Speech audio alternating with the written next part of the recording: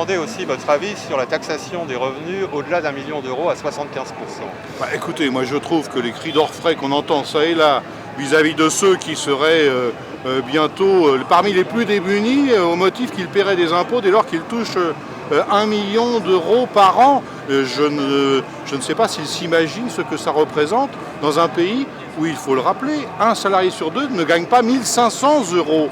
Donc moi je trouve que la position de François Hollande est plutôt très raisonnable. S'agissant de l'impôt, nous serions pour aller beaucoup plus loin et sur un impôt réellement progressif, tenant compte des revenus réels. Et quand nous dénonçons aujourd'hui, par exemple, la décision instaurant la TVA sociale, c'est entre autres parce que c'est un impôt indirect qui frappe les ménages indépendamment de leurs revenus réels. Et sa position sur les retraites?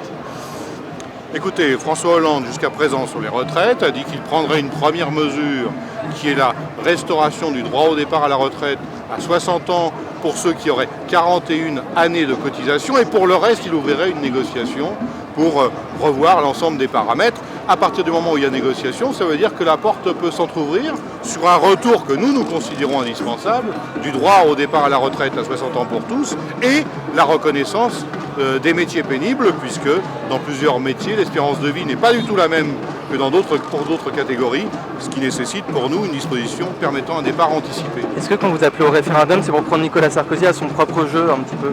Écoutez, c'est quand même assez extraordinaire qu'au moment même où le président de la République laisse envisager que s'il était reconduit, ce que la CGT ne souhaite pas, vous le savez, il utiliserait l'outil du référendum pour demander l'avis du peuple. D'une part, je fais remarquer que la dernière fois où ça s'est produit, le président de la République s'est efforcé de contourner le résultat de ce référendum. Le président de la République ne conçoit le référendum quand il subodore que la réponse qui va être donnée par les Français correspond exactement à ce qu'ils souhaitent. C'est un peu trop facile.